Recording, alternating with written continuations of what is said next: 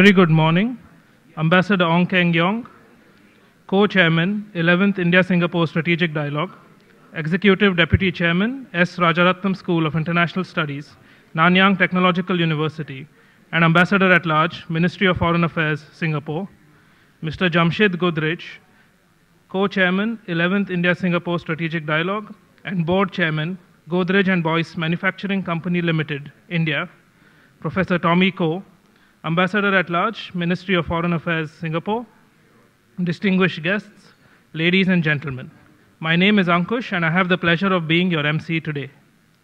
On behalf of the Institute of South Asian Studies, ISAS, at the National University of Singapore, Ananta Aspen Center, and the Confederation of Indian Industry, I welcome you to the public forum of the 11th India-Singapore Strategic Dialogue, ISSD, titled ASEAN-India, Commerce, Connectivity, and Culture.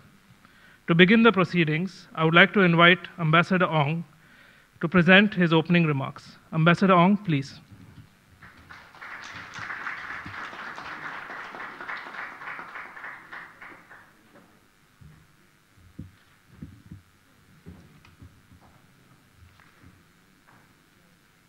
First of all, thank you very much for all of you joining us this morning. Welcome to this forum on ASEAN-India, Commerce, Connectivity, and Culture. Yesterday, we had a full-day discussion, the Indian delegation and the Singapore delegation. We cover a lot of ground, and this is the 11th India-ASEAN Strategic Dialogue. We feel that the talented people who participate in the dialogue should also be meeting more members of the public, members of the intellectual, academic, as well as opinion-making circles in Singapore. So this public forum is designed for our delegates at the dialogue to interact, share their ideas with all of you. We have a good lineup. I believe all of you are familiar with Professor Tommy Koh, and he'll be joined by 3 other eminent speakers, 2 from India, and the other professor is from NUS. So I don't need to elaborate further on their credentials, but I look forward to their wonderful exchanges on stage with one another and with all of you. Since I was asked to speak a little bit about this public forum and the topic, I thought I should just highlight the relationship between ASEAN and India. All you need to know is that India is a dialogue partner of ASEAN. The 2 sides celebrated 25th anniversary of this dialogue partnership in January this year, when India celebrated its Republic Day in New Delhi. And the Indian government generously invited all the 10 ASEAN leaders to join the celebration, and at the same time to commemorate the 25th anniversary of the dialogue relationship between ASEAN and India. So there is a lot of things going on in trade, in people-to-people connection, especially in terms of tourism and air flight connections. But beneath all this, there are also a lot of other activities in terms of cultural exchanges, NGO to NGO work, at least in a few sectors that I've been involved with. We know there are many volunteers from Singapore working with their Indian partners in a variety of sectors to look after certain things which appeal to all of us in the civil society. We look forward to more of that, but more importantly, the hope that we have coming out from the 11 India-Singapore Strategic Dialogue is that we can do more together, India and Singapore, and hopefully through Singapore, we can do more at the ASEAN-India platforms. So I think I should just stop here and let my co-chair from India, Mr. Jamshyd Godrej, make some remarks before we proceed with today's interactive session. May I now invite Jamshyd to the lectern, please.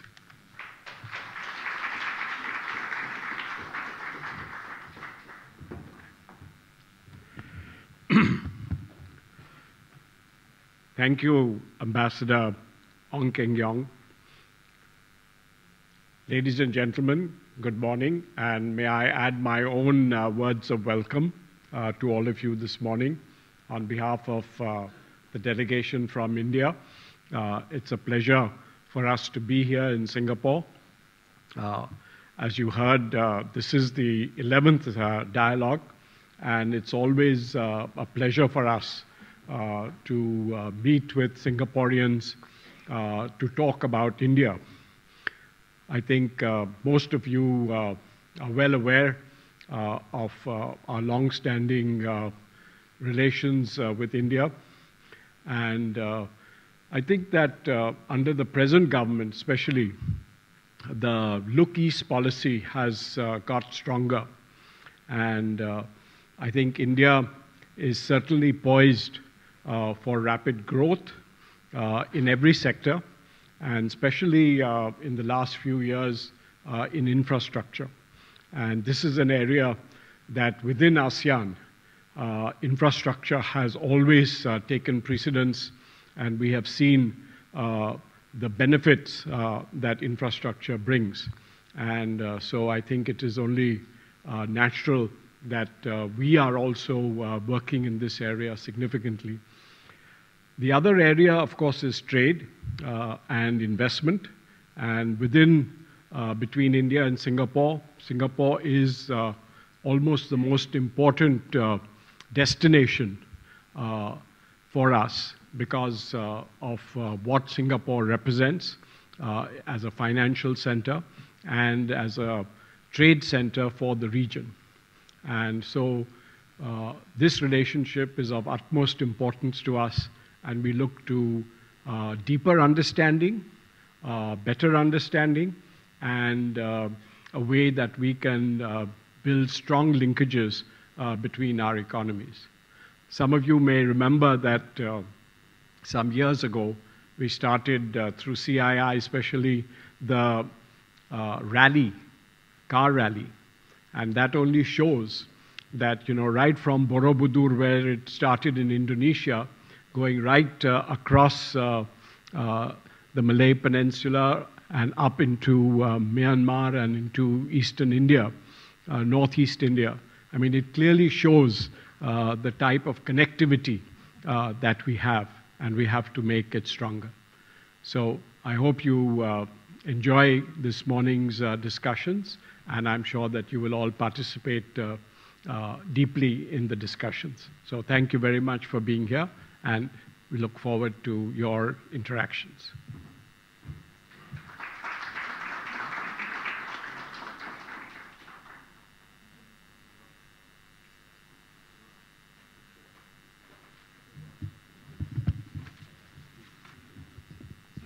Thank you, Mr. Godrej. May I now invite Ambassador Ong and the following distinguished panelists on stage for the interactive session. Professor Tommy Koh, Ambassador at Large, Ministry of Foreign Affairs, Singapore. Dr. Sugata Bose, Member of Parliament, Lok Sabha, and Gardiner Professor of Oceanic History and Affairs, Harvard University, United States. Mr. Rajan Navani, Vice Chairman and Managing Director, Jetline Group of Companies, India, Asia Pacific, and the United States. And Associate Professor Rajesh Rai, Head, South Asian Studies Program, Faculty of Arts and Social Sciences, NUS. And Mr. Godrej will join them as well. The session will be chaired by Ambassador Ong and Mr. Godrej. I now hand over the floor to Ambassador Ong and Mr. Godrej.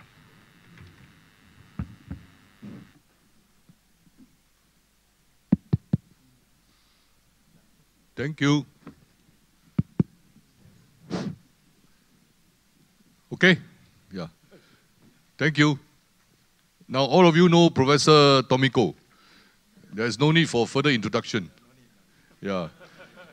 All I want to say is that he decided to shoot an arrow at me and say, take over the chairmanship of this India-Singapore Strategic Dialogue.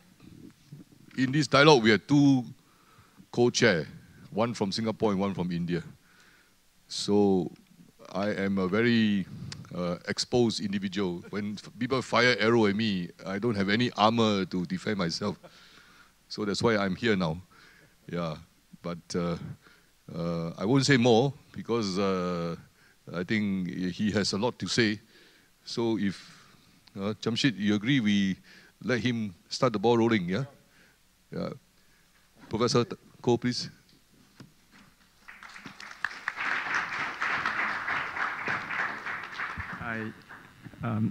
Thank you all very much for being here.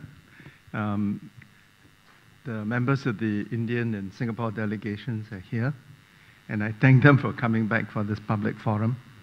I would also like to extend a special greeting to Professor C. Rajamohan, the new director of the Institute of South Asian Studies, and his even more talented wife, Nirmala,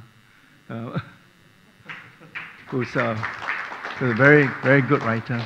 I would also like to salute our former High Commissioner to India, Karen Tan. Thank you, Karen.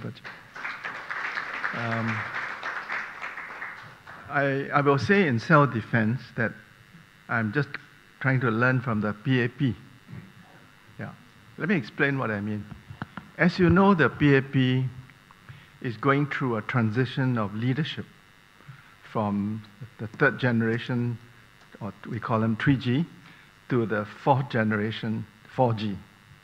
The process is not yet complete, and we do not yet know who will be the fourth Prime Minister of Singapore. So learning from the PAP, I decided that I'm 1G, and I should give the baton of leadership of the Singapore delegation to a 2G leader. So, and it was a popular and unanimous choice that Ong Keng Yong should be the second chairman of the co-chairman of the dialogue.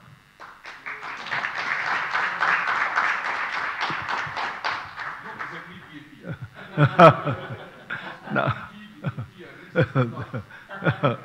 Well, in time, 2G will pass the baton to 3G. Yeah. So I spent over 20 years of my life in America, and in America, public speaking has its own culture. You cannot speak in public without starting with a joke. Yeah, yeah. You may not believe me, but let me tell you a true story. By the way, all these jokes are not part of my 15 minutes, right, Keng? I'll tell you a true. I'll tell you a true story. When I was ambassador in Washington, D.C., one day I received a call on my mobile phone when I was in a car going to lunch from my personal assistant. Said, please, can you come back to your office?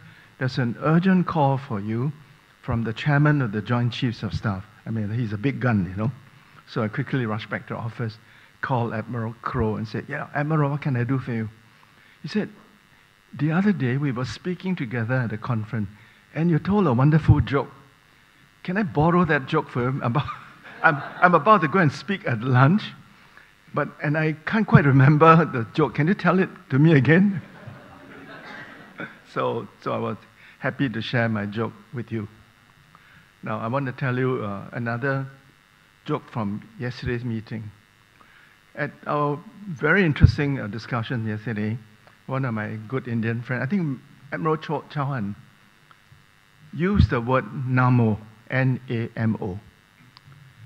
And at first, I thought it was the misspelling of the famous fish Nemo.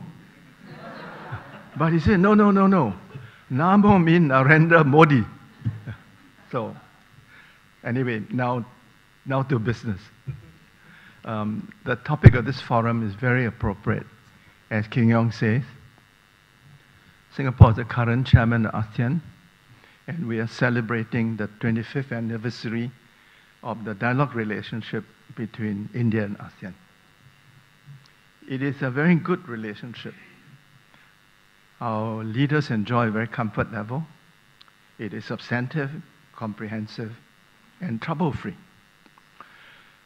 Prime Minister Modi has described this relationship as having 3 pillars: commerce, connectivity, and culture.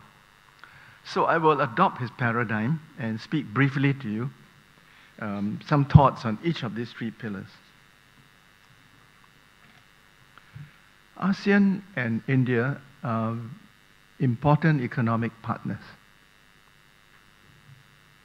We have in ASEAN a market of 630 million. India has a market of 1.25 billion. If you combine the 2 markets, we have a market of almost 2 billion consumers. We have a free trade agreement, and the projections are that by mid-century or even earlier, India will be the 3rd largest economy in the world after China and the United States. And ASEAN will be the 4th largest economy in the world. So the prospects are very bright for both of us, and therefore very bright for us to intensify our cooperation. So that's the first point I want to make. The second point I want to make is that we are underperforming. And I hope my Indian friends will not be offended if I say we are underperforming.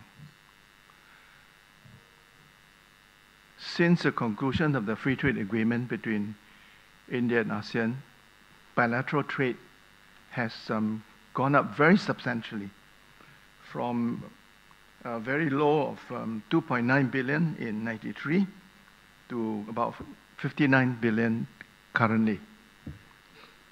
But by way of comparison, the bilateral trade between ASEAN and China is 10 times bigger. India accounts for 2.6% of ASEAN external trade. China accounts for 15%. And I think there's tremendous potential for us to increase our bilateral trade and for India to occupy a much larger share of ASEAN's external trade. So that's my second point. My third point is that we are currently negotiating what is potentially the biggest free trade zone in the world. It is a negotiation involving the 10 ASEAN countries, China, Japan, South Korea, India, Australia, and New Zealand. It's referred to by the acronym RCEP, RCEP. Our ambition, our collective ambition, is to conclude the negotiation for RCEP by the end of the year. And at the Delhi summit in January, the ASEAN leaders made a sincere appeal to Prime Minister Modi to help us conclude the RCEP negotiations. India is hesitant about RCEP, and for understandable reason. It fears that RCEP will worsen India's trade deficit with China. Our Indian colleagues feel that they have opened their markets to Chinese exports, and China has not reciprocated. India is also unhappy that we are liberalizing trade in goods more than we are liberalizing trade in services. And India is more competitive in services than in goods. I want to say this morning to our Indian friends that we in Singapore understand and support your concern and aspirations. And we would appeal to you to think strategically and to think long term. The third point I want to make respectfully to our Indian friends is that it is not in the national interest of India to be left out of this mega trade deal. Let me now go on to connectivity. We want to promote connectivity between India and ASEAN by sea, by air, by land, and in cyberspace. First, a land connection. And I think Jamshyd, to some extent, referred to this. In the year 2004, ASEAN and India held the first ASEAN-India car rally. A group of enthusiastic drivers set out from Northeast India, and they drove through Myanmar, Thailand, Laos, Vietnam, Cambodia, Malaysia, and Singapore, and by ferry to Batam, Indonesia. The successful car rally reminds us that India is connected to Southeast Asia by land through Northeast India. It is one of Prime Minister Modi's priorities to develop India's Northeast, and ASEAN can help India do that. The maritime connections between ASEAN and India are long-standing, and I refer to my guru, Professor Sugata Bose, who has written a wonderful book that I commend to all of you, 100 Horizons, about the history of connection between and among the littoral states and peoples of the Indian Ocean. It's a wonderful book, Sugata.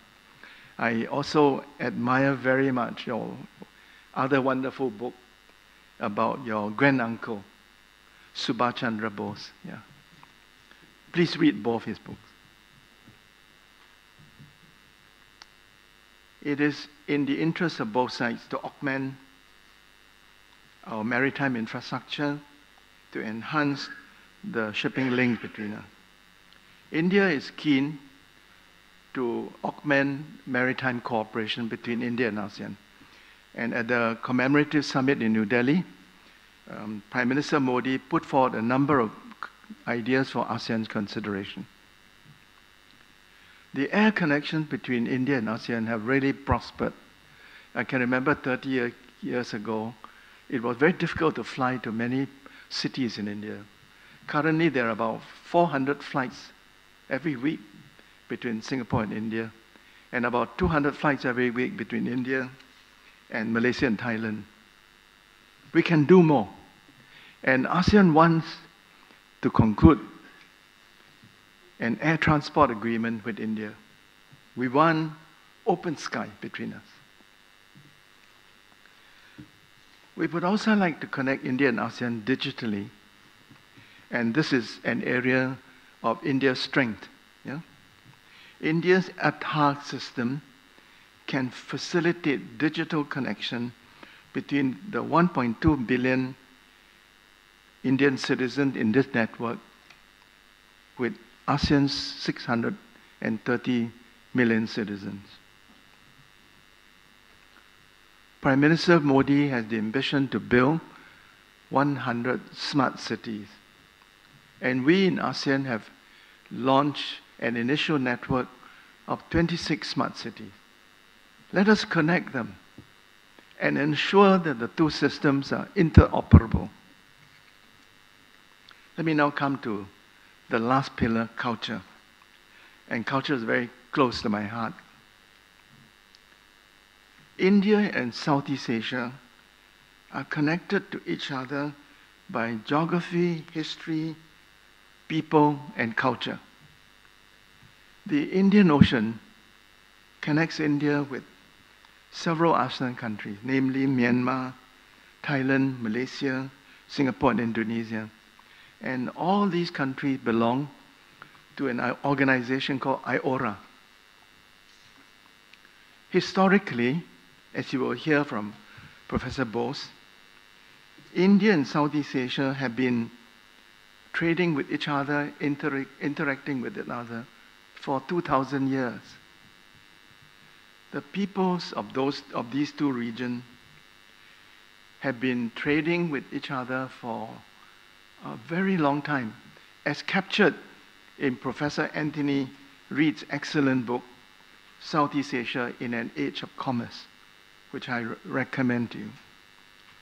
The cultural connections between India and Southeast Asia are deep and broad. Hinduism and Buddhism came to Southeast Asia from India.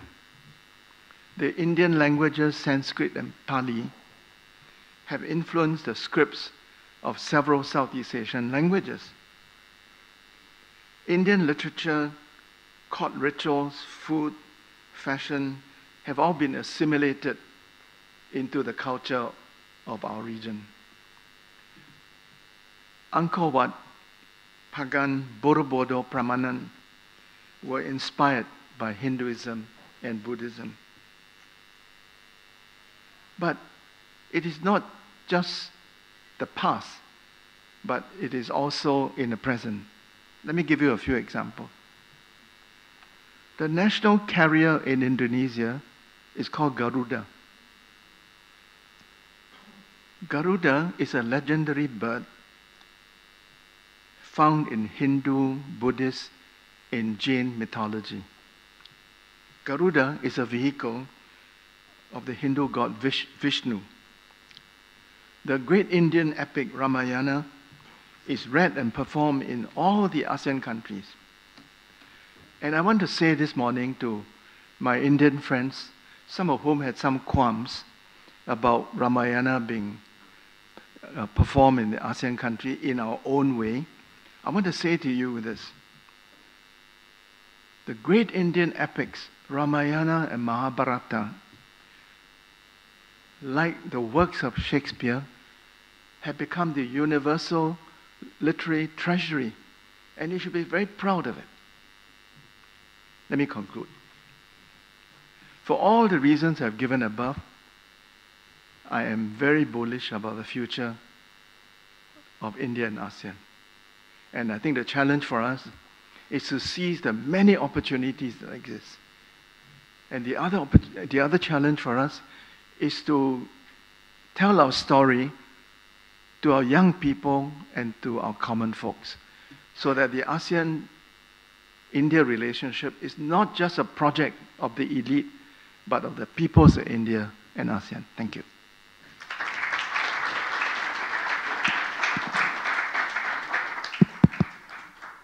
Thank you, Professor Tommy Koh.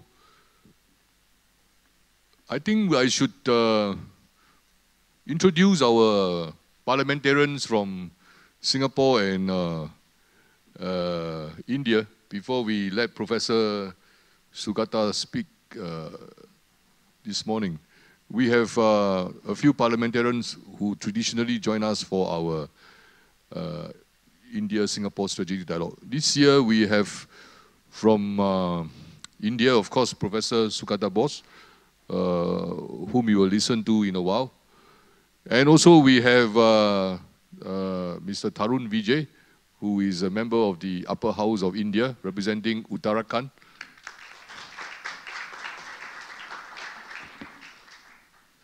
Then from Singapore side, we have Mr. Kan Tiampo, and here you go, Kan Tiampo. And of course, Vikram Nair, yeah. For the Singapore audience, these two gentlemen are active in the parliamentary group promoting Singapore-India relations. So they are here with us this morning. And of course, welcome to Tarun and Professor Sugata. Yeah. So, Jamshyd, you want to introduce Professor? So, it's a pleasure to introduce Professor Sugata Bose. As you just heard, he is a member of Parliament in India, and he was elected to the Lok Sabha for the first time this time, and he's from the party from West Bengal, and the professor, of course, is a professor at Harvard University, where he's the Gardner Professor of Oceanic History and Affairs And as he'll probably explain to you, he doesn't do ocean deep diving. But it's more about culture and connectivity. And of course, Professor Bose has a very illustrious family history. And as you heard, he's related to the late illustrious Subhash Chandra Bose. So may I request Professor Bose to address us.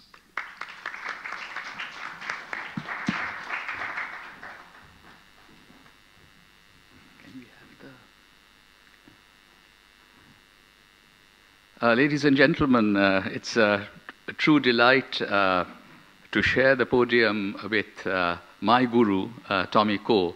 I think the Burmese freedom fighters had a tradition of referring to one another as Thakin, master, because they wanted to throw away the dead weight of the mastery of colonial rule.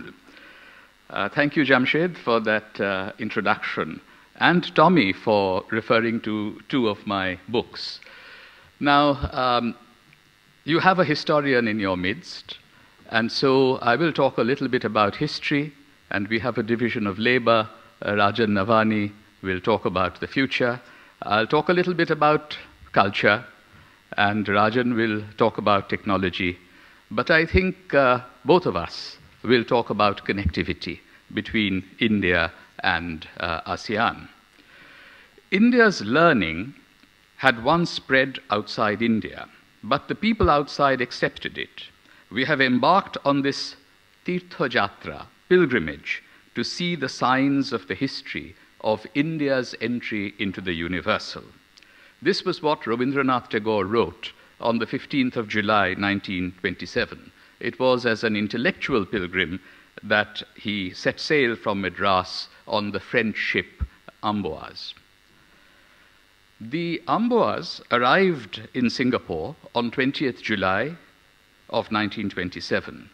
The arrangements for Tagore's visit had been made by Ariam Williams, a Tamil Christian scholar of divinity who came from the Jaffna Peninsula of Ceylon, now Sri Lanka.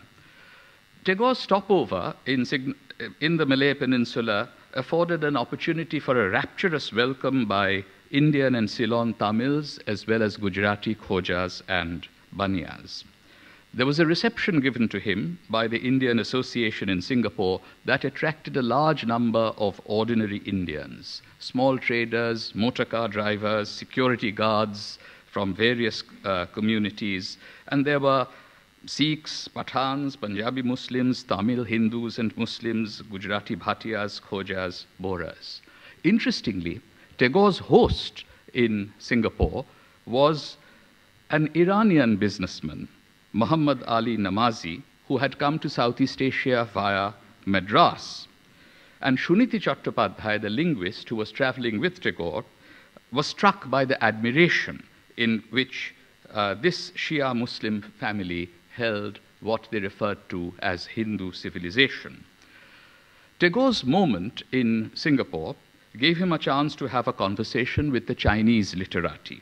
The Chinese had named the Indian poet Chu Chen Tan, Thunder and Sunlight of India, based on the following equations. Robi equals Tan equals morning sun, Indra equals Chan equals thunder, India equals Tianchu equals heavenly kingdom. And among the Malayan Chinese Tagore met was the barrister Song Ong Siang, who had authored a book in 1923 titled 100 Years History of the Chinese in Singapore, 1819-1919. Another was Dr. Lim Boon Keng, who along with Song had run the Straits Chinese magazine for 10 years from 1897 to 1907. By now he was the head of Amoy University, but as a product of the Raffles School, he retained close ties with the city founded by Raffles. Lim Boon Keng had recently compiled an English translation of the Li Xiao, an elegy on encountering sorrows by the 4th century BC Chinese poet Chu Yuan. Tagore was quite fascinated by the life, work, and death of Chu, who had in the end drowned himself in the Milo River in Hunan.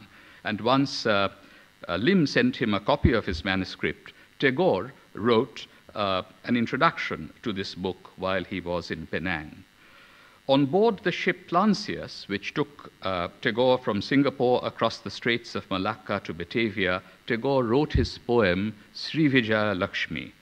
The Srivijaya Empire had, of course, granted patronage to the Buddhist Mahavihara at Nalanda and enjoyed friendly ties with the Pala Kingdom of Bengal. And both the Pala Kingdom and the Srivijaya Empire were defeated in battles in the 1020s by the Cholas. It was during this particular visit, here is a marker of Tagore in Penang. I took this picture a few years ago during a visit to Malaysia. And Tagore was absolutely fascinated to see how the dance, drama, and art of the Muslim Javanese had been influenced by the great epics, the Ramayana and the Mahabharata. I have an essay on Tagore's interpretation of the epics. It's partly an environmental interpretation. He shows how the plains-forest tension played out in these great epics, the Ramayana and the Mahabharata. And so I entirely agree with Tommy Koh that we must respect, as Tagore did, the creative originality of all the different versions of the great epics, whether they were composed in different parts of India or in the many countries of Southeast Asia. Now, colonial India's interregional links stretched eastward across the Bay of Bengal towards Burma and Malaya, and these links are at least 2 centuries old. The other links are 2 millennia old. The Strait settlements in the Malay Peninsula remained under the jurisdiction of Calcutta until 1867. Penang, Malacca, Singapore were all ruled from Calcutta. And there will be the bicentenary, of course, next year of the founding of the free port of Singapore by Raffles, who had to give up Java at the end of the Napoleonic Wars and then came back from Calcutta to set up the British base in Singapore. Indian intermediary capitalists played a very vital role in forging links between India and Southeast Asia. And the most important community among them were, of course, the Chettiars of Tamil Nadu, who were involved here from the 1820s onwards, initially in the opium trade, but later on the rubber and the tin industries became extremely important. Capitalists formed just one strand of the movement of Indians across the Eastern Indian Ocean. The other strand was formed by labor. And the best estimates suggest that between the early 1840s and 1941, about 2,700,000 Indian laborers moved to the Malay Peninsula. But this interdependence was a finely balanced thing. Just as we have economic crises these days, there was a huge economic crisis in the 1930s which halted or reversed some of these demographic flows. I don't have time to talk a great deal about what happened in the Second World War, but I do want to show you a few pictures. And, you know, pictures can speak as loud as, as words. This is, of course, the Shahul Hamid Dargah. You can go and see it today on Tilakaya Street. That was a part of the connection between the Tamil coast and Singapore. These are some families of rubber plantation workers in Malaya in the early 20th century. And of course, Subhash Chandra Bose arrived by submarine in Sabang, Sumatra in 1943. This is his transfer from a German to a Japanese submarine. And then on July 2nd, 1943, he arrived in Singapore. And there was a song that welcomed him, composed by a lyricist called Mumtaz Hussain. And basically the last verse said that the light of Asia, Asia ke aftab, had come to Asia. Asia ke aftab, Asia pe aa gaya, Subhash ji, wo jaan Hind aa gaye, wo naaz jis pe Hind ko, wo shaan Hind aa gaye. So this was the song which welcomed him to Singapore. And then, on the 4th of July, at the Cathay Theatre, which still exists, he accepted the leadership of the Indian independence movement. He made a speech in Hindustani where he said that हम जिंदा रहे या मरे वो कोई बात नहीं है, सही बात यह है, अहम बात यह है, हिंदुस्तान आज़ाद होगा. It does not matter who among us will live or die. All that matters is India will be free.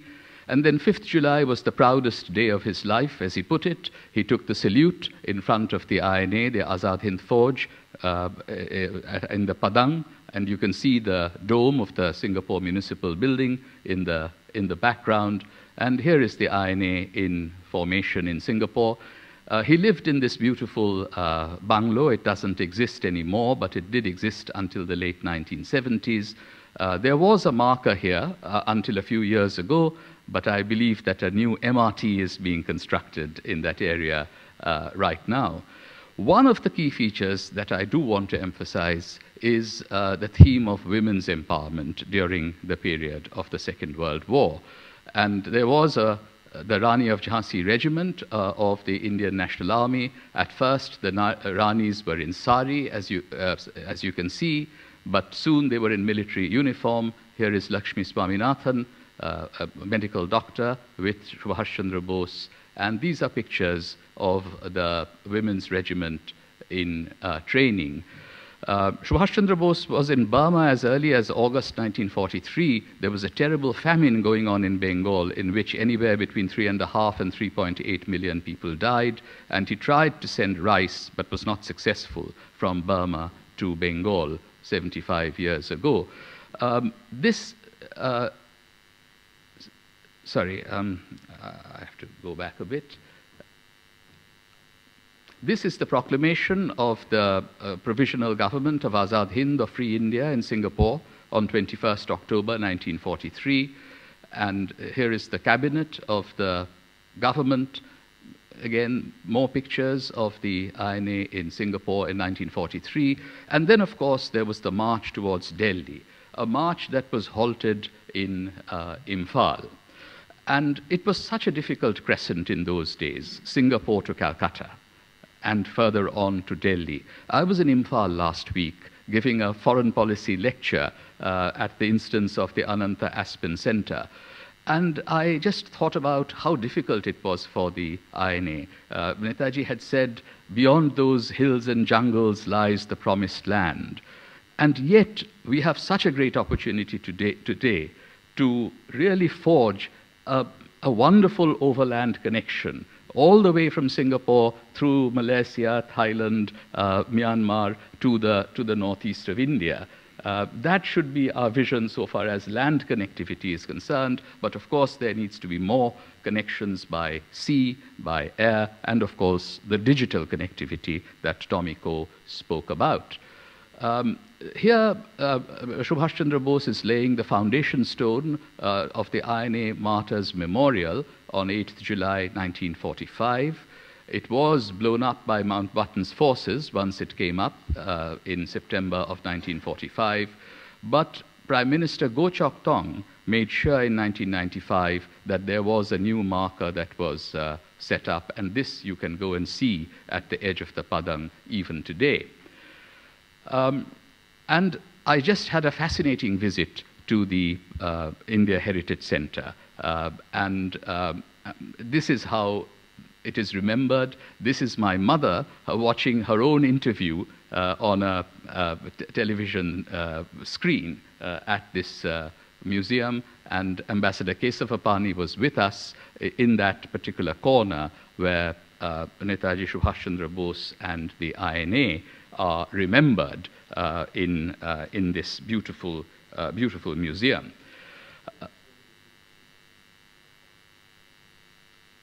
I'll just conclude with a few general thoughts. I should say that, you know, there are little sections in this center devoted to Jawaharlal Nehru, Mahatma Gandhi, Rabindranath Tagore. Just last evening, we visited the Clifford Pier, where a portion of Gandhiji's ashes had been immersed.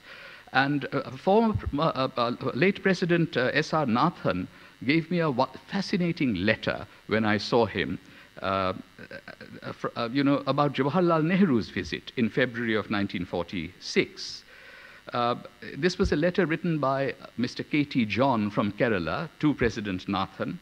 And this is what he said. Mr. John had called on Nehru to take him to Johor Bahru for a public reception. Before we left the hotel, Katie John recalled, Nehru asked for some flowers. As we left for Johor Bahru, he asked to be taken to the broken memorial of the INA, where he knelt down and placed the flowers. He looked quite emotional as he did that. He, of course, had put on his barrister's gown to defend the INA officers at the Red Fort trial in November and December of 1945. In conclusion, after India won independence in 1947, the structural constraints of the nation state and a rigid interstate system prevented the realization of the full potential of India-Southeast Asia relations. India's ideology took a sharp statist turn, and for more than 4 decades, its economic policies remained inward-looking. Since the early 1990s, however, India has once more chosen to embrace the wider world, and its look-east strategy has steadily gathered momentum. India's relations with Southeast Asia in general, and Singapore in particular, can now be strengthened along 3 important axes. First, a solid strategic and political partnership is required to secure the vital sea lanes and communication routes traversing the wide Indian Ocean through the Straits of Malacca. And here I think we share a common interest in the freedom of navigation across the Indian Ocean and also through the South China Sea. Second, the interregional flows of capital and labor, skills and services that were such an important part of our common history need to be massively expanded. Interregional economic cooperation between India and ASEAN will enhance the competitive edge of both sides in the contemporary phase of globalization, and including the challenges we face of protectionism, particularly in some parts of the West. Third, the cultural bridges across the Bay of Bengal will have to be rebuilt so that new ideas can travel across them. After achieving remarkable economic progress, Singapore is able to devote more attention and resources towards its quest for excellence in the fields of education and culture. It is therefore especially well placed to serve as a magnet for talent and a catalyst for innovative initiatives to bring the countries of South and Southeast Asia, but also East Asia together. The Indian diaspora, old and new, in Singapore and the ASEAN countries can contribute in meaningful ways to the project of making new rediscoveries of old relationships. We live in times when multiple identities are regarded as a source of strength and in no way undermine the allegiance that we all have as citizens of our respective states. So many signs of India's past greatness are scattered about this region. I have no doubt that these signs of India's entry into the universal are lamps that can light up the path towards a common, prosperous future. During the last decade, Asian scholars and intellectuals have been looking beyond the nation in efforts to invest supranational interregional arenas such as Asia and the Indian Ocean and now the Indo-Pacific with new meaning. We have been generally attentive to the power as well as the ambiguities underpinning the idea of Asia and have not been oblivious to the imperative of conversing with rather than posturing against the rest of the globe. These innovative forms of spatial imagination emanating from the world of Asian scholarship are of critical importance in determining the future of heightened intra-Asian economic and cultural connections. Asian economic interdependence has increased rapidly in the 21st century. Cultural flows have been enhanced, contributing to fresh synergies in the domains of Asian humanities and Asian arts. The pace of intra-Asian migration has quickened, with people, elite and subaltern alike, on the move across this vast continent in numbers unimaginable between the 1940s and 1980s. The world of contemporary Asian thought has been grappling to make sense of and give direction to these emerging trends. Pre-colonial networks of overland and maritime trade and finance, as well as anti-colonial visions of political solidarity, have been invoked in attempts to soften the hard borders of post-colonial nation states. Asian intellectuals have naturally run ahead of Asian managers of states in creatively trespassing across national boundaries. And it may be just as well that Asian connectivity is less state-driven than European integration. However, the more far-sighted among our diplomats and statesmen are part of the project of reconceptualizing the contours of our continent and its relations with the West. The discourse has now moved towards a very nuanced articulation of an interconnected and interreferential Asia seeking to shape a global future. So here we are at a moment of world historical transformation in the second decade of the 21st century as Asia recovers the global position it had lost exactly 200 years ago. And the decade of the 2010s may represent the close of a temporal cycle, the opening of a new one, with manufacturing and financial clout finally shifting back to Asia. We should today view our continent not as composed just of discrete nation states, but rather as an arena of circulation and connection. It is my firm belief that flows of culture and commerce may yet prevail over interstate competition and conflict in a post-imperialist and potentially, I would say, a post-nationalist Asia. In re-envisioning the idea of Asia for what many believe will be an Asian century, it is necessary to take a normative and ethical position on the side of a generous universalism against the hubris of an arrogant imperialism and narrow nationalism. And no one said it better than Tagore in 1932. It's as relevant today. We are the people of Asia, he wrote. Grievances against Europe are in our blood. Ever since their pirates and marauders came to suck the blood of this weak continent in the 18th century, they have disgraced themselves before us. If a new age has dawned in Asia, let Asia give it utterance in a new, authentic voice. A new, authentic voice.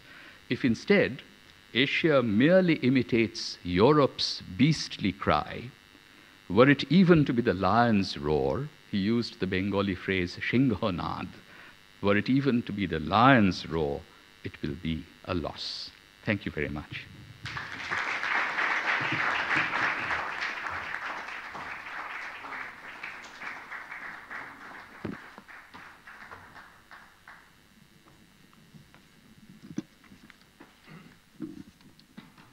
I now have the pleasure to introduce Mr. Rajan Navani.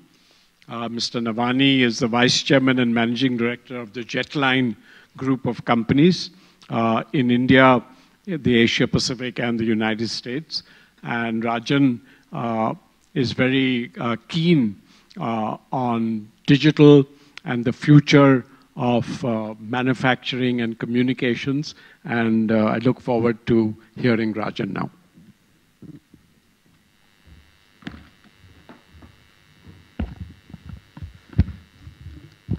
Thanks, Jamshyd. A very good morning to all of you, ladies and gentlemen. And, you know, it's always a challenge to speak after two such exceptional speakers, you know, and I would never, you know, have in the past even attempted to do so.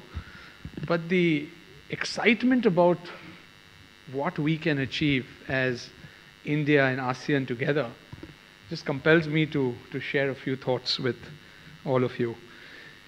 And I think as, you know, Ambassador Tommy Koh ended was that, or he spoke about the excitement, the potential. We've barely started about what a population of 2 billion approximately, you know, I would not look at it as at 1.2 and 600. I'd say we can really look at it as one population of about 2 billion, which has got its roots not only in terms of the cultures and the connectivity and the proximity of being close to each other, but I think more importantly, the values that the entire region shares. If we look at the bonds of trust that we can build with each other, it's unlike any other geopolitical situation that I could think of.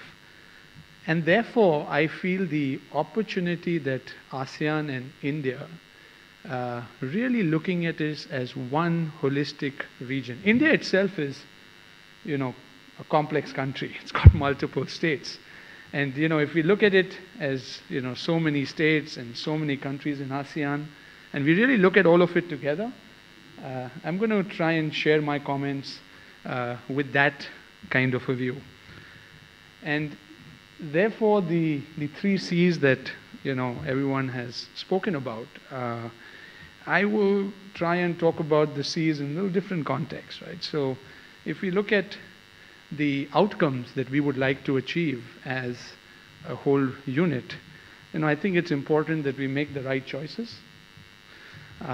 We consistently pursue those choices, and then continuously improvise on the consequences of what those outcomes will be. Because not all those outcomes would necessarily be things that, we would be very proud of. But we'll have that trust to go on building on those consequences and create something that is long-lasting.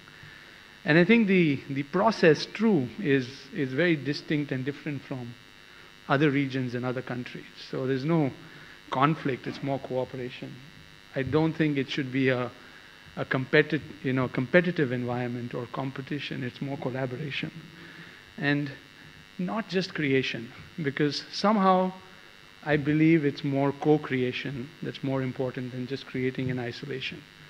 So if we are able to adopt these different C's, which will enhance the 3 C's that we are talking of, I think there is an opportunity for us to really build something that can leave a long-lasting contribution to the world at large.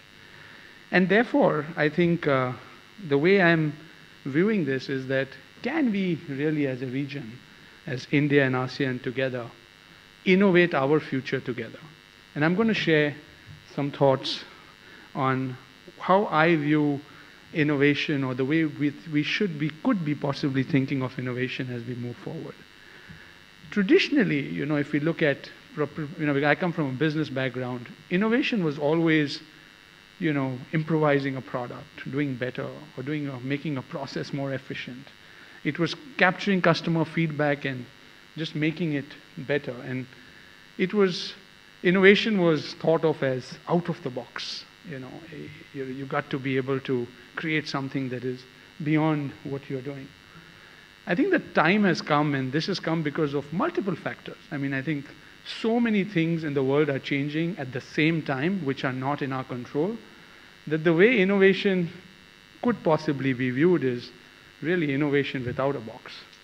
And I know Singapore as a country thinks brilliantly in terms of within a particular framework, how do we continue to innovate?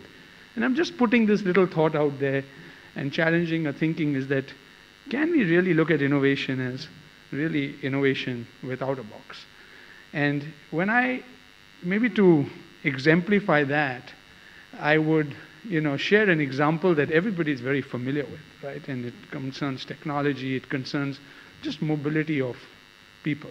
Historically, if we see, when the carriages moved to the cars and people started becoming mobile, somebody in San Francisco, was really looking at what are the problems that people are having, right? They're having a problem getting from one place to another in a city that has a lot of hills, that has a lot of no public transport, and, in a small region, solve the problem of, hey, if we can create, the Uber concept where we can get a guy a car whenever he needs it to go short distances, and it solved the problem of people there. So really looking at it from a way where consumers have already changed a lot of things, already changed their behavior, but you're solving a problem leveraging the penetration of internet on mobile, right? A simple solution. So what happened really there is that the product, which to all of us was a car, and which was the mobility vehicle for many of us, actually changed from becoming a car plus a driver. So today when you look at mobility, my children, and I think a lot of the young generation, don't even want to own a car anymore. Because their objective of being mobile from one place to another is being met through an Uberization of mobility. And we found that different countries, and regions adopted that very well, particularly when you looked at countries like India created an Ola, there's a Grab, the world then started adopting that. I think the way I'm trying to think is, can we become the first movers in some of the newer areas as a region, because we do have, again, a population that can consume, and see how Asia and ASEAN and India together can provide that leadership, which can even impact the West. So as the concept around autonomous cars today moves forward on the mobility story, the thought is again that, like when there was land was a scarce resource and we wanted homes, we went vertical, right? I mean, you build condominiums because land was scarce. Today we are all fighting the problem of traffic congestion and all of that. So there is an opportunity here, and I know the Indian government particularly and others are thinking about the concept of flying cars. I mean, it sounds very, crazy, but really, if our governments can actually go around and define the protocols that will define how a flying car, the technology exists. Today a car is driving on the road, moves aside, gets some wings, goes up, and really you move around. It's there. It's all there. It's about getting government to be proactive, to define the protocols, find the mechanism by way of which the product can be made, the standards can be done, and this region could provide leadership to the world for things like that. I mean, it is one of those thoughts that we talk of, thinking really without a box. And the autonomous piece of driving, for example, which was the challenge, which we're saying, how will that happen, gets sorted because nobody flies an aeroplane, as we all know. It flies by itself. So really, if you're able to combine certain concepts of technology, certain concepts of what exists, I think there is an opportunity for us to see how some of these things can, start to happen. And I think, there are so many such concepts that can continue to take things further. And as you go into, space, we are talking today of who wants to be a trillionaire. And for that, you're talking of asteroid mining. Again, capitalizing on the fact that there is scarcity, and scarcity really leads to, opportunities of minerals from different parts of the world. That gives you advanced materials, different technologies. I mean, I worked at NASA, and I know the only one thing that I got triggered for me there was the thought of doing something that's being done for the first time in the world. I knew when I was working there, the thrill and the experience, and since then one has tried to champion that. And we see SpaceX, we see different things that are happening that are taking people into space and kind of changing things. I'm just saying the ongoing path of continuous development and progress, leveraging technology in just any area. I pick mobility, but you look at any area, you're going to see science fiction really becoming a reality. I mean, it's magic. I mean, earlier, if you walked into a room, and many of us would know 20 years ago, and you clapped your hands and the lights came on, you would say, oh, what magic, right? Today you go into a room and you say, Alexa, turn on the lights, reduce the temperature, and it's happening, right? So magic is happening again by voice. Things that we thought was magic at some point is changed. I mean, augmented reality and virtual reality today enables you to be a part of any experience.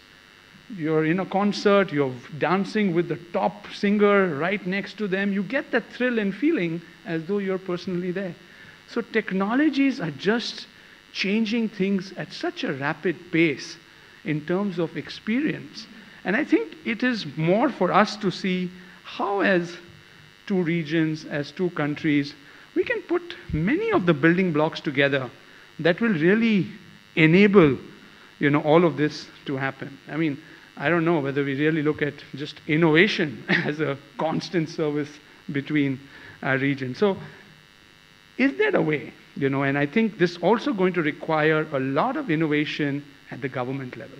So we talked of SECA, and we did the second review. The third review, even today, the challenges are around goods and services, right? Or even in RCEP, we're talking of how are we going to look at services distinct from goods.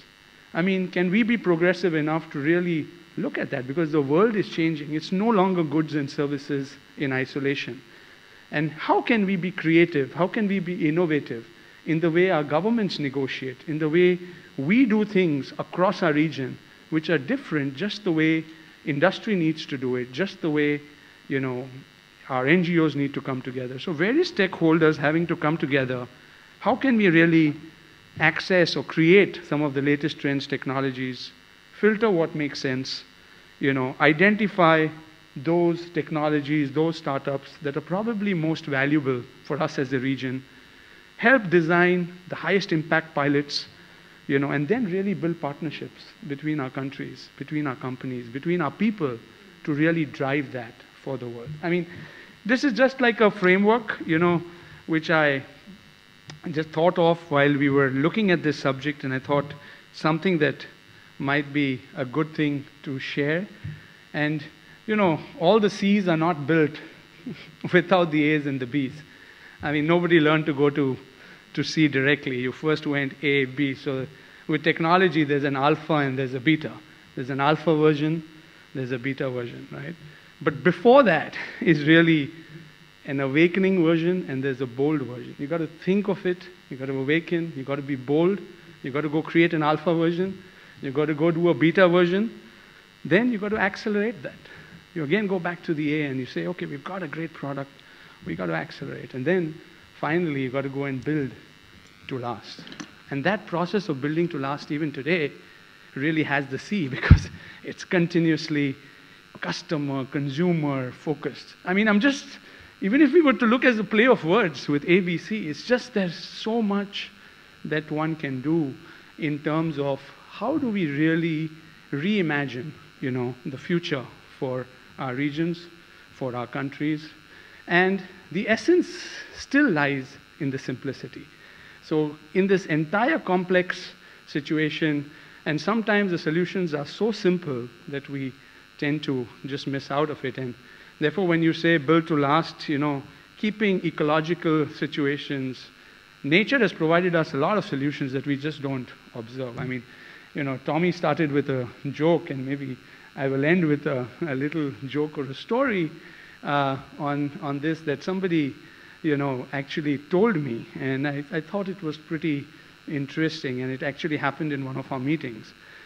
You know, the cockroaches, for example, can survive a nuclear bomb. I don't know how many of you know that, but if you go and Google it, it's just because of the simple structure of their cells and the way it is. If there is an atomic radiation, extreme levels of radiation, the cockroaches will survive. And it was a similar thing. You know, was telling me a story of how they were trying to create a sensor that could detect pollutants, you know, at very small concentration levels underwater. And there was a team of microchip designers, I think it's been captured somewhere, who started to put their heads together. And then the marine biologist actually came there and got a bag of clams and put it out on the table. And he said, you know, the moment there's little pollution, the clams open up, right? So rather than creating the whole solution, just use a simple trigger. The moment the clam starts opening up, you know there's a trigger of the pollutants crossing a particular value, right? Such a simple solution. And guess what? They all had the clams for lunch after that, which just added to the whole experience of you know, the innovation and food and all of it getting exciting. So with you know, those words, I'm just going to end here, but I just think that there's a huge potential. I think the future for all of us, if we were to come together, is really something that we should be open to exploring. And I think in the years to come, we can really create something very impactful. Thank you very much. Thank you, Professor Rajan. Rajesh, over to you. As you can see from your information sheet on the table, he is the head of the South Asian program at the NUS. So over to you, Prof. Rai.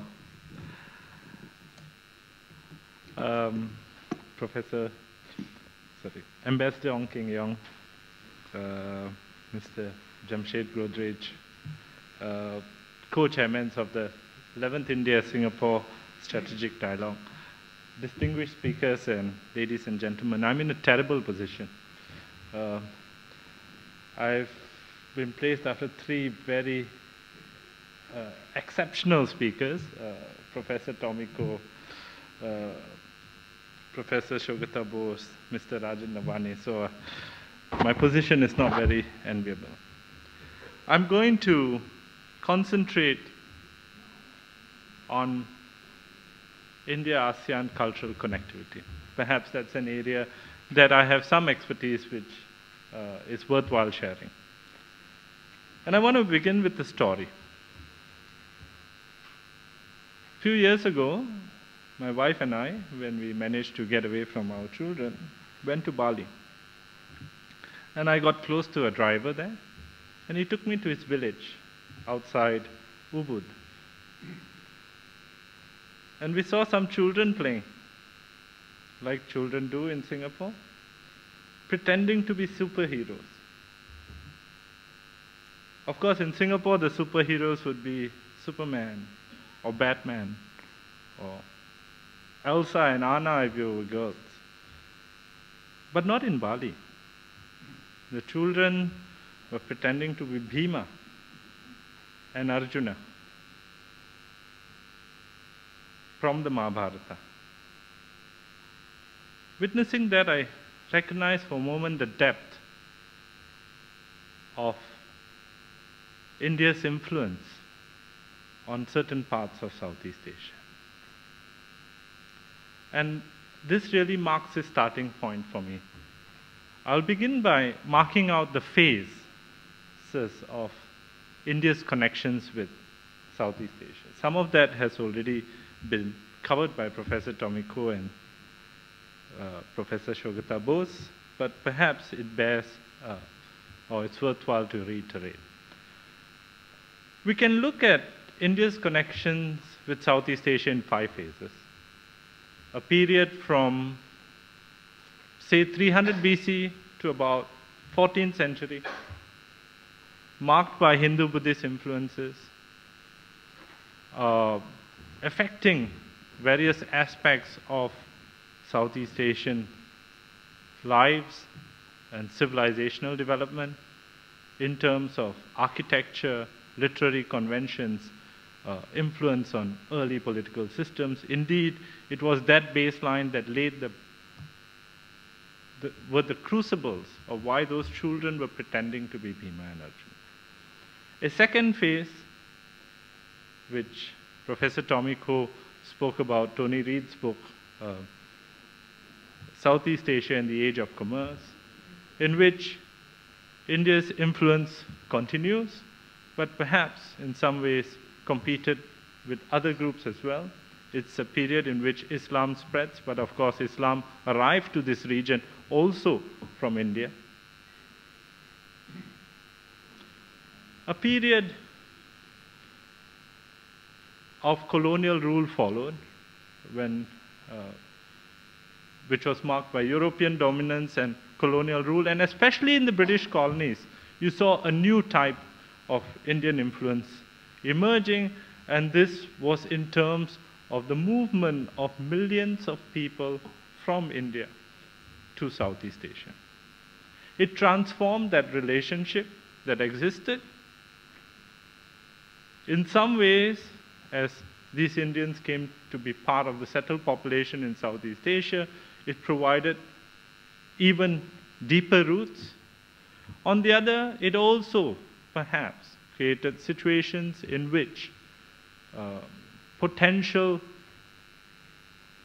inter-ethnic relations and problems associated that may emerge, as it did, for example, in Burma in the 1930s, and later still.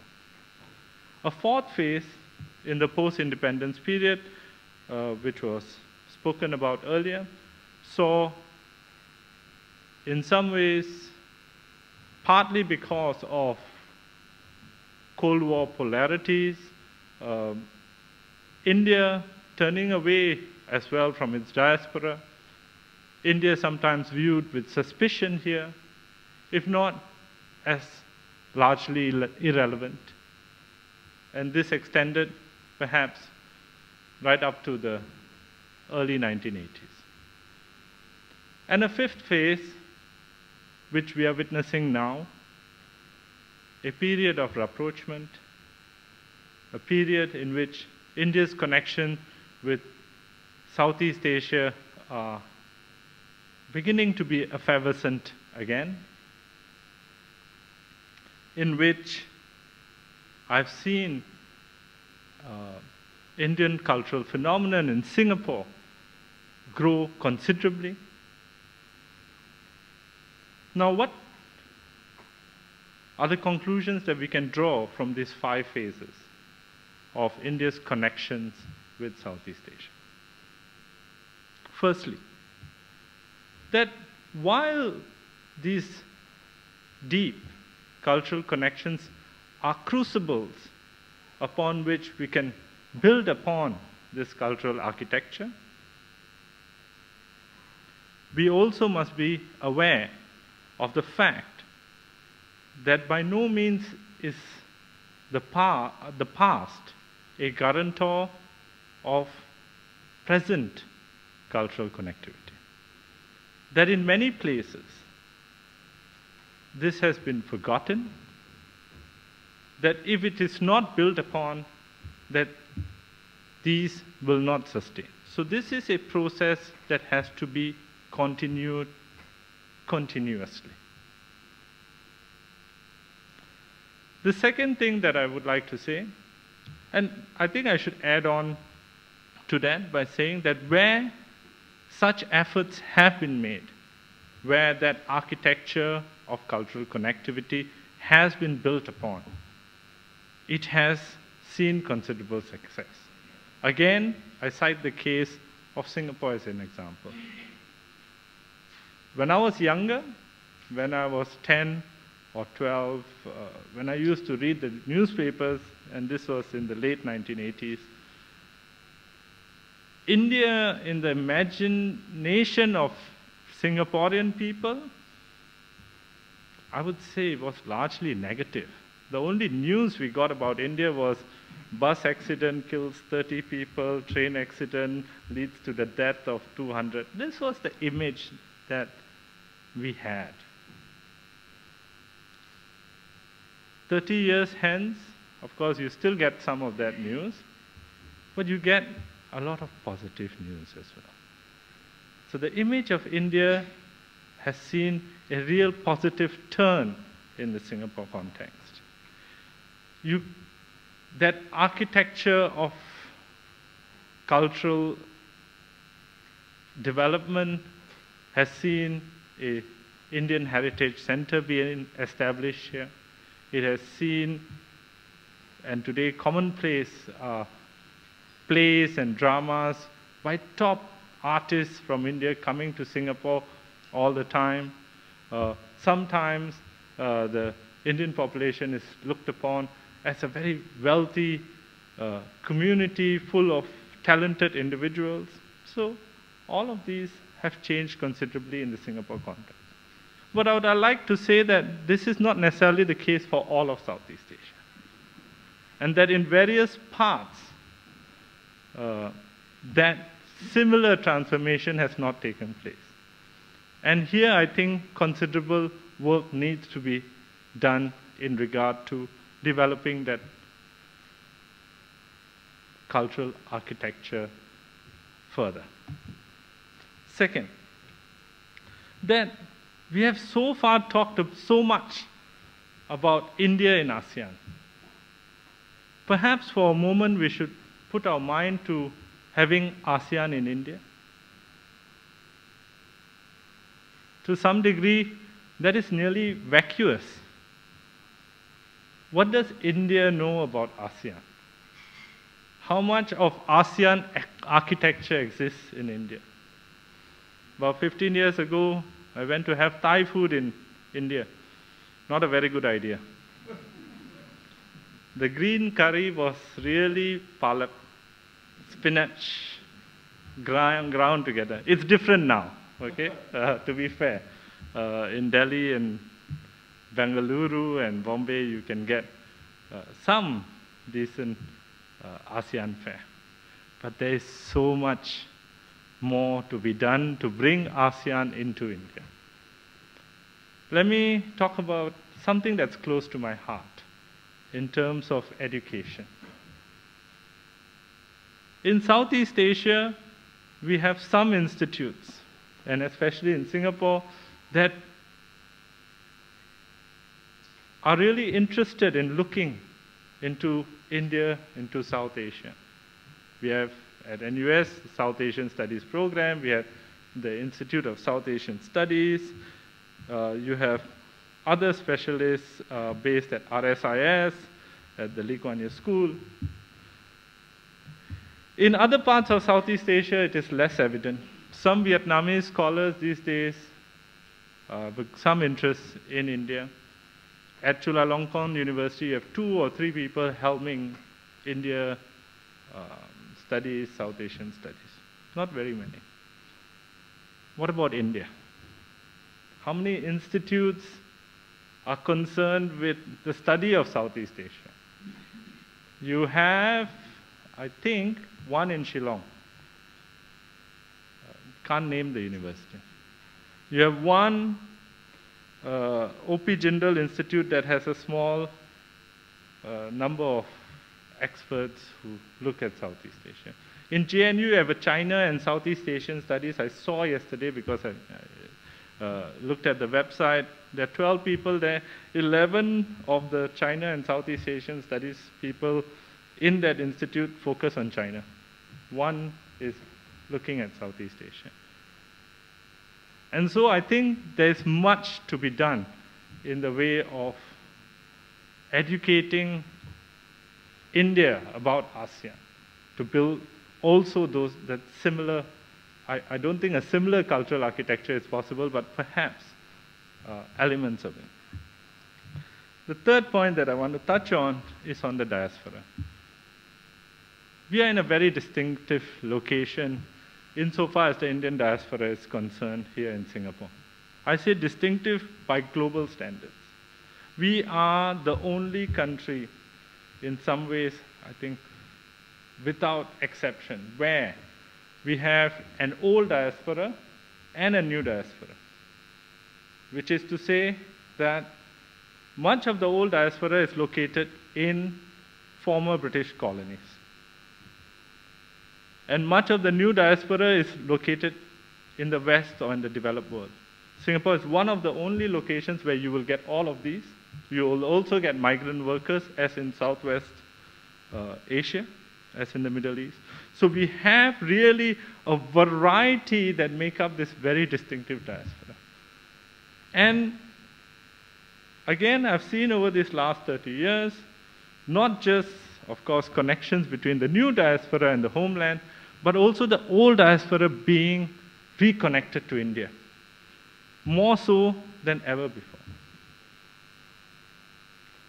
But that same, by the same token though, the diaspora in the rest of Southeast Asia is not as connected. In Burma, you have communities of Indians in villages in Burma who are still stateless today, whose connections with India are part of their memory, but they can probably not even speak an Indian language. And here again, much needs to be done to reconnect them. I think the Indian state is doing a lot to try and connect to its diaspora, and I think that needs to be acknowledged, but at the same time, there's so much more to be done in a region that for a long time was the most important area in regard to Indians moving overseas, right? Up to Second World War II, this one of my first questions I asked my students who come to my class in diaspora studies, I said, do you know which country had the largest numbers of Indians prior to the Second World War, Indians overseas, right? We know the answer today is the United States. What was it prior to the Second World War?